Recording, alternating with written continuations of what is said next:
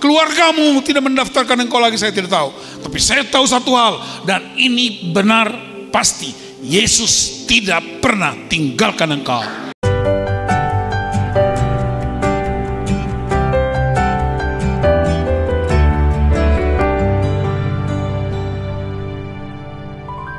Siapa kita? Rockman. Kamu luar biasa. Amin. Silakan duduk. Haleluya. Saya tidak tahu berapa lama saudara di sini. Apakah 1 hari, 1 tahun, atau seumur hidup, atau bahkan sampai mati, saya tidak tahu. Yang saya tahu ialah Anda dikasihi Tuhan. Coba tepuk orang sebelah, bilang, tuh saya juga mengasihi kamu. Saudara perhatikan, waktu Tuhan ciptakan dunia, Tuhan tidak singkirkan gelap. Dia hanya pisahkan terang dari gelap, supaya terang itu berkuasa.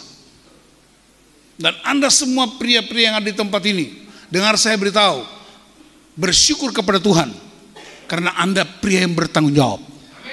Karena di luar sana banyak pria yang tidak bisa tertangkap karena dia punya kuasa, dia punya jabatan, dia punya uang.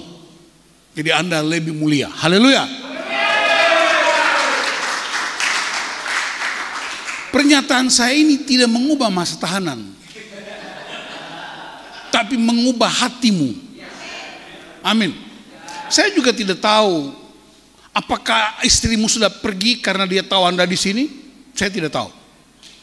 Apakah anak-anakmu sudah pergi dan tidak perlu dengan engkau lagi? Saya tidak tahu. Tapi yang saya tahu satu hal, Yesus mati buat Anda.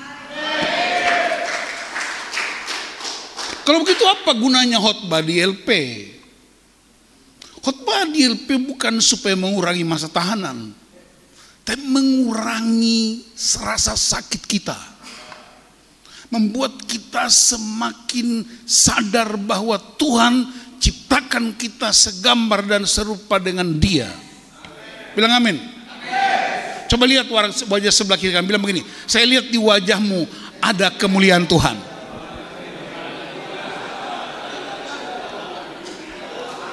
Amin. Yang di bawah sana tuh, di atas dan di bawah sama aja, nanti juga dapat makan. Coba yang orang-orang yang asal dari Batak, angkat tangan. Lumayan. Ambon. Ambon dan Batak lebih banyak mana? Jawa. Jakarta. Yang tidak angkat tangan ini yang tidak jelas. Saya tidak peduli saudara mau Batak, Ambon, Cina, Jawa, Tuhan tetap mati buat Anda.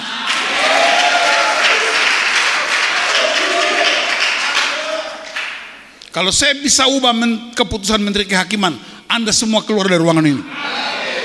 Masalahnya saya tidak punya kuasa untuk mengubah. Tapi Tuhan punya kuasa untuk mengubah hatimu. Ini momentum tinggal di sini untuk semakin dekat dengan Tuhan. Karena justru sebelum masuk di sini Anda suka lari-lari. Makanya Anda ditangkap masuk di sini. Satu kali ada Menteri Kehutanan, waktu itu namanya Pak Hutasoid. Ya, dia pernah berkunjung ke Medan, ke Taman Kebun Binatang. Nah, petugas kebun binatang untuk menyenangkan hati menteri, mereka latih beberapa anak muda untuk action seperti monyet. Supaya kalau menteri datang, mereka mulai action di atas pohon-pohon. Tujuannya supaya anggaran perawatan itu turun. Jadi begitu menteri tiba, itu monyet-monyetnya mulai lompat-lompat di pohon-pohon sana sini.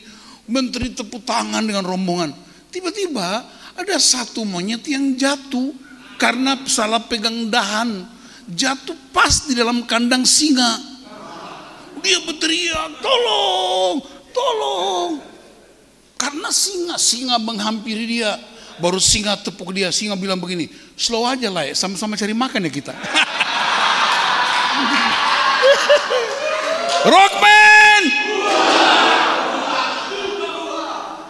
Jadi mau yang 1 hari, mau yang 3 tahun, seumur hidup, mau nanti di hukuman mati, slow aja, sama-sama ikatnya di sini.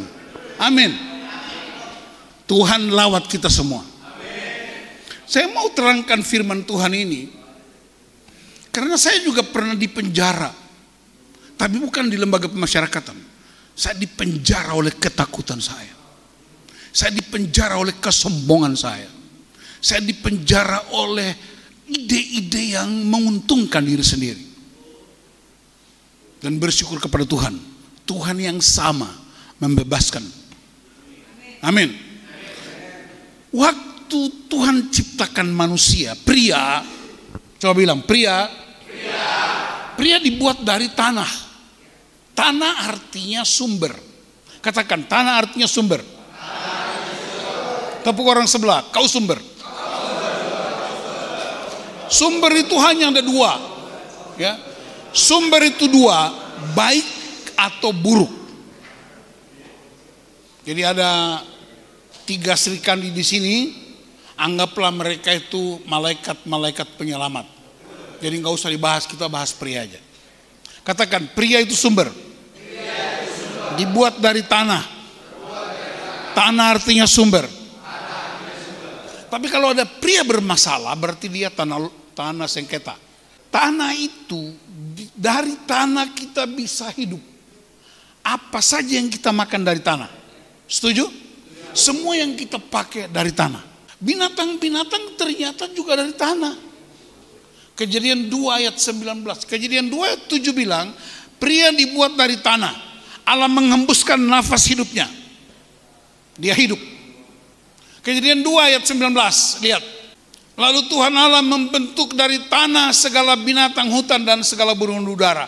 Berarti semua hewan itu dibuat dari apa? Tanah. Berarti bahan baku pria dan binatang sama. Cuma bedanya kita dapat roh Allah. Binatang-binatang tidak dapat roh Allah.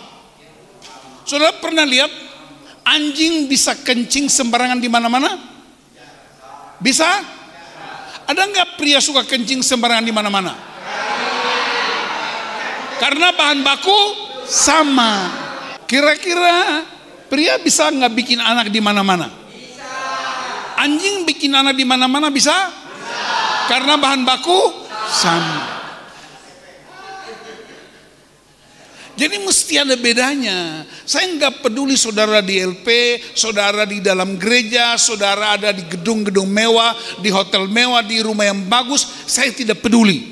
Yang saya peduli ialah sekalipun di tempat manapun, Anda sebenarnya gambar dan rupa Allah. Gambar dan rupa Allah itu Tuhan ciptakan kita punya karakter seperti Allah. Bilang amin. Yang kedua, kita punya roh Allah. Bilang amin. Roh Allah supaya kita berhubungan dengan Allah. Yang ketiga, gambar dan rupa Allah itu Kristus. Jadi pria yang sadar hidupnya adalah gambar dan rupa Allah. Sebenarnya dia adalah perwakilan Kristus di bumi. Kok nggak ada yang bilang amin? Saudara mau bilang amin berapa puluh kali pun tidak mengurangi masa tahanan. Tapi mengurangi ketakutanmu. Mengurangi kecemasanmu. Dan membuat hatimu bersyukur. Karena tempat ini anggaplah retreat. Amin. Tapi retreatnya lama banget. Saya anggap, saya sudah layani di banyak LP di Indonesia ini. Saya punya satu statement. Pria-pria yang ada di LP adalah pria-pria yang bertanggung jawab. Karena ada banyak pria yang tidak bertanggung jawab. Mereka punya sejumlah alasan untuk menghindari bertanggung jawab. Jadi bersyukurlah. Rockman! Tepuk orang sebelahnya, bilang, saya senang lihat wajahmu. Nah waktu pria ambil jalan sendiri, Kejadian 3 ayat 9. Boleh buka Kejadian 3 ayat 9. Waktu Adam bikin dosa, Tuhan cari dia. Lihat, tetapi Tuhan Allah memanggil manusia itu dan berfirman kepadanya, di manakah engkau? Adam, di manakah engkau? Lihat, sedalam-dalamnya kejatuhan pria. Dengar saya kasih tahu. Saudara mau jatuh sedalam apapun, Tuhan tetap cari. Karena pria itu orisinil di tangan Tuhan. Itu karya utama dan pertama dari isi hati dan pikiran Tuhan jadi manusia. Jadi Tuhan gak buang. Tuhan bisa bikin baru gak? Bisa. Bahan baku masih banyak, tanah masih banyak, tapi Tuhan gak bikin baru. Tapi dia mau perbaru yang jatuh itu. Dan rupanya bagi saya LP semacam ini adalah salah satu momentum pemulihan bagi pria yang hidup dalam kasih Tuhan. Amin. Di manakah engkau? Tuhan tahu nggak Adam ada di mana? Kenapa dia tanya? Di manakah engkau, artinya hai Adam? Tuhan mau bilang begini, Adam, aku ciptakan engkau bukan untuk bersembunyi. Aku ciptakan engkau untuk memamerkan kemuliaanku bagi dunia. Amin. Jadi pria itu pancaran Kristus bagi dunia. Kenapa bersembunyi? Banyak pria bersembunyi. Dia sembunyi di balik mimbar gereja. Dia bersembunyi di balik jabatannya. Dia bersembunyi di balik hartanya. Dia bersembunyi di balik rumah mewahnya. Dia bersembunyi di kota-kota tertentu. Tuhan tidak ciptakan pria untuk bersembunyi. Pria mesti hidup terbuka dan memancarkan kemuliaan Allah. Karena pria pertama kali terima roh Allah. Amin. Yang pertama terima roh Allah itu pria. Saya tidak bilang wanita tidak penting, itu urusan lain tuh. Dia juga perlu. Tapi saya bicara buat pria-pria. Amin. Dan saya kalau setiap kali bicara buat pria di LP, saya itu bersyukur karena ada pria-pria yang masih bertanggung jawab. Tuhan mau supaya kita pancarkan kemuliaan Allah. Bahkan kalau perlu di LP ini, Anda juga bisa dipakai Tuhan untuk memenangkan jiwa buat Tuhan. Amin. Menangkan itu semua orang ada di sini. Saya bilang, hai, sebut namamu. Hai. Tuhan bilang begini, keluar dari tempat persembunyian. Aku tidak ciptakan engkau untuk bersembunyi. Aku ciptakan engkau untuk memamerkan kemuliaanku. Pak, tapi aku ada di sini. Tidak peduli saudara ada di mana. Kemuliaan Tuhan tetap bersinar. Yang dibutuhkan ialah pertobatan. Yang dibutuhkan ialah roh takut akan Tuhan. Soal negara, urusan negara. Ini urusan pria dengan Tuhan. Kau adalah representasi dari Tuhan. Makanya rock itu kan representatif of Christ Kingdom. Rockman! Tepuk orang sebelah, Anda luar biasa.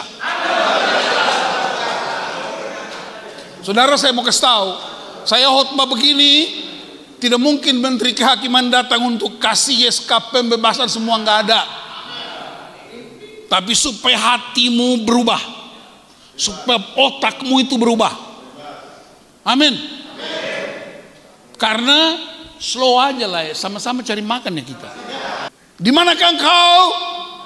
Keluar dari tempat persembunyian. Engkau harus memamerkan kemuliaan. Dimanapun itu. Yang kedua, biasa kalau saya khotbah itu sampai orang nangis baru saya berhenti. Nangis karena dua alasan. Karena kepanjangan atau karena bertobat. Yang kedua, Kejadian 32 ayat 27. Tuhan tanya Yakub. Yakub itu artinya penipu. Katakan, Yakub artinya tuti, tukang tipu. Yakub artinya tuti, tukang tipu. Coba lihat wajah kiri kanan. Dia apa? Tipu istri, tipu mertua, tipu pendeta. Tuhan tanya Yakub, siapakah namamu? Sahutnya, salah. Siapakah namamu? Sahutnya, penipu. Ini yang disebut pria hidup terbuka di hadapan Tuhan. Jadi sekarang saya mau tanya, saudara jawab. Alasan saudara di sini terbuka di hadapan Tuhan. Belum ada tanya udah ngaku. Siapa namamu? Saya Tuti, tukang tipu. Siapa namamu? Saya perkosa. Siapa namamu? Saya tilang duit. Siapa namamu? Saya pembunuh. Dengar saya beritahu, Tuhan langsung ubah tujuan hidup. Yakub berubah jadi Israel. Berarti butuh apa? Pengakuan. Karena ada kemuliaan Tuhan di sana. Dan saya berdoa supaya kemuliaan Tuhan tiap hari saudara alami di tempat ini. Tidak harus tunggu ibadah. Di kamar tidur, di tempat saudara ditugaskan, Tuhan ada di sana. Sekarang mau saudara namamu berubah? Kemuliaan Tuhan dinyatakan, amin. Sebutkan alasan mengapa engkau ada di sini. Siapakah namamu? Kenapa yang di sebelah sini nggak ucapkan? Nggak usah tertuduh. Karena pertanyaan saya tidak menambah masa tahanan. Tapi pertanyaan saya membuat engkau berjawab untuk mengubah cara kita mengalami Tuhan. Siapakah namamu? Namamu tidak disebutkan lagi seperti itu, tapi namamu sebuah kemuliaan. Israel. Kalau pria ngerti kebenaran ini, saya percaya Anda akan keluar dari tempat ini dengan sebagai seorang pemenang. Amin. Nanti sebentar kalau ada kesempatan untuk WA istri atau telepon keluarga, kasih tahu namaku sudah berubah. Bukan lagi alasan aku masuk sini, tapi aku berjumpa dengan kemuliaan Tuhan. Amin. Firman Tuhan mengingatkan pria, sedalam-dalamnya kejatuhan, sehancur-hancurnya hidupmu, Tuhan tidak buang. Dia tetap cari dan dia angkat engkau keluar dari lumpur itu. Apa buktinya? Yesus mati di atas kayu salib. Roma 5 ayat 8 boleh ditampilkan. Akan tetapi Allah menunjukkan kasih-Nya kepada kita oleh karena Kristus telah mati untuk kita ketika kita masih berdosa. Ganti kata kita dengan saya. 1, 2, 3. Akan tetapi Allah menunjukkan kasih-Nya kepada saya oleh karena Kristus telah mati untuk saya ketika saya masih berdosa. Sebelum saudara di tempat ini, dia sudah mati buat Anda.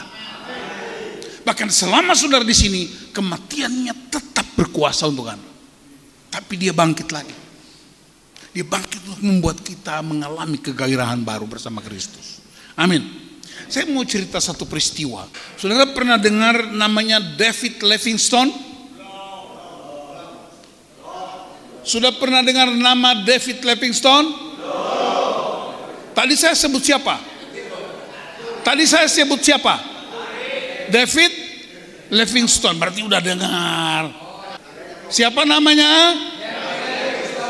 David Livingstone itu orang Eropa, tepatnya orang Skotlandia, orang Inggris lah.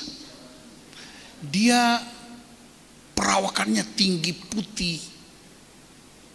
Tuhan utus dia untuk memenangkan suku kanibal di Afrika Barat. Suku kanibal itu yang tukang makan daging manusia. Tapi David ini punya satu penyakit yang gak bisa sembuh. Obatnya cuma satu, susu domba putih. Ini kisah penginjilan di suku kanibal. Setiap kali David kemana-mana, selalu bawa susu domba putih, bawa domba putih. Dombanya masih hidup, domba betina. Karena kalau dia kambuh, susunya diperas dan dia minum itu, sembuh. Lihat cara Tuhan yang begitu ajaib. Waktu sampai di tempat suku kanibal, dia mengalami berbagai macam pergolakan di perjalanan. Mereka ditantang sana sini, sampailah ke suku kanibal. Kepala suku kanibal menangkap orang ini. Tujuannya dia mau dibunuh, karena orang suku kanibal itu makan daging manusia. Apalagi yang datang ini, babi putih. Orang Papua bilang, babi putih besar, enak dagingnya, darahnya juga bukan merah, biru. Waktu ditangkap, tapi David dan timnya berdoa. Orang mulai bikin upacara fudu. Itu mereka nari, pakai pakaian yang macam-macam itu nari. Anggota kanibalnya itu mereka nari. Tunggu titah kepala suku. Tiba-tiba kepala suku berubah pikiran. Dia minta David naik ke atas panggung. Dia bilang, David, saya dapat inspirasi. Saya tidak tertarik dengan kamu. Saya tertarik dengan domba putih itu. Tapi kita bikin perjanjian. Perjanjiannya begini. Ini kisah nyata suku kanibal dimenangkan. Ini David Livingstone, ini kepala suku kanibal. Mirip kan? Yang ketawa itu nanti saya doakan ya. David bilang begini, kita bikin perjanjian. Semua yang kau miliki, aku ambil, dan apa yang aku miliki, kau ambil. Nah, kepala suku kanibal, dia perintahkan rakyat hanya pakai tongkat kecil. Ini otoritas dia. Tongkat kalau diangkat, semua anggota masyarakatnya berdiri. Tongkat diturunkan, mereka duduk. Sekarang kita berjanji, semua yang kau miliki serahkan kepada aku, dan apa yang aku miliki serahkan kepada kamu. Setuju? Setuju. Sekarang perjanjiannya apa? Tangannya. Lalu dia ambil pisau, dia potong tangan David sedikit, dia gores tangannya, darah keluar dari sini, darah keluar dari sini, mereka tempelkan darah. Ini yang namanya darah perjanjian dua tokoh, kepala suku kanibal dan David Livingstone. Darah menyatu. Artinya apa? Sepakat untuk memenuhi janji. Selesai. Sekarang kepala suku kanibal bilang, aku tidak bunuh kau. Aku minta domba putih. David bilang, gak boleh. Itu nasibku. Itu hidupku. Kalau engkau ambil domba putih ini, aku akan mati. Karena penyakitku sembuh dari susunya. Suku kanibal, kepala suku bilang apa? Kita udah janji. Darah. Akhirnya David serahkan domba putih. Sekarang giliran kau yang minta. David minta apa? Dia bilang, Raja, aku minta tongkatmu. Raja bilang, tidak bisa. Ini kekuasaan saya. David bilang, darah. Darah perjanjian. Terpaksa kepala suku serahkan tongkat. Waktu David pegang tongkat, dia angkat tongkatnya. Seluruh rakyat berdiri, dia turunkan tongkatnya, seluruh rakyat turun, termasuk kepala suku ikut duduk. Saat itulah dia beritakan Injil. Aku tidak selamatkan kamu dengan tongkat ini, tapi ada satu tongkat yang dahsyat. Salib itu menyelamatkan kita semua, dan suku kanibal dimenangkan untuk kerajaan Allah. Apa pesannya? Serahkan domba putihmu itu. Domba putih itu bisa berupa gengsi kita. Domba putih itu bisa berupa apa yang kita pertahankan dalam hidup kita. Domba putih itu bisa berupa pikiran-pikiran kita yang menyenangkan diri sendiri. Seberapa banyak pria yang hancur karena dia pertahankan domba putih dan dia tidak bersedia untuk menerima lawatan salib itu. Jadi saudara di tempat ini, serahkan domba putih.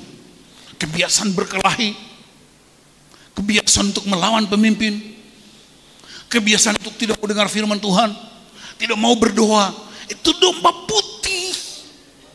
Domba putih tidak menyelamatkan jiwamu, dia hanya menyelamatkan tubuhmu, dan ketika engkau mati engkau akan selesai.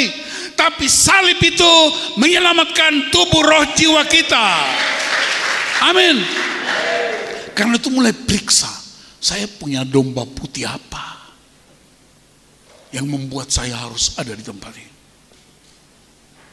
Saya juga pernah mengalami itu. Saya punya domba putih, tapi saya bersedia lepaskan supaya jiwa diselamatkan, supaya hidupku serupa dengan Kristus, supaya aku memperlakukan istriku, memperlakukan anak-anakku, memperlakukan orang lain seperti Kristus memperlakukan aku.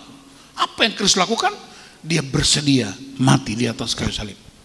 Ikuti ucapan saya, salib adalah tindakan pertukaran. Yesus dihukum supaya saya diampuni. Yesus disakiti supaya saya disembuhkan. Yesus dipermalukan supaya saya dimuliakan. Yesus ditolak supaya saya diterima Bapa. Yesus menjadi suatu kutuk supaya saya diberkati. Yesus menjalani kematian supaya saya menerima kehidupan. Amin. Angkat tanganmu tinggi-tinggi. Bapakku berdoa untuk para pria. Aku percaya ketika mereka angkat tangan, Tuhan turun tangan. Tuhan jamah setiap pria untuk terima kebenaran. Hamba tidak tahu berapa lama mereka ada di tempat ini, tapi hamba tahu satu hal, Tuhan tidak pernah lalai, Tuhan tidak pernah ingkar janji, Tuhan tidak pernah mengabaikan mereka. Tuhan juga berkati istrimu, anak-anakmu dan anggota keluargamu di sana. Mereka mengalami kemuliaan Tuhan. Anda adalah pria-pria yang bertanggung jawab untuk kesalahanmu, pria-pria yang mau tebus segala sesuatu. Ingat, Kristus sudah mati buat kita. Dan hari ini aku berdoa dalam nama Tuhan Yesus, engkau mengalami terobosan yang baru. Engkau dibebaskan jadi seorang pria, pria yang takut Tuhan, pria yang bersedia untuk melepaskan domba putih itu, pria yang tidak lagi bersembunyi, pria yang berubah nama penuh kemuliaan Tuhan. Aku berdoa di dalam nama Tuhan Yesus Kristus. Kristus mengasihi saudara. Kasih itu, kasih Kristus yang begitu dahsyat. Kasih itu punya tangan yang menjamah. Kasih itu punya kaki yang melangkah menghampiri mereka yang terpuruk. Kasih itu punya telinga untuk mendengar rintihan saudara. Kasih itu punya mata untuk melihat pergumulan-pergumulan.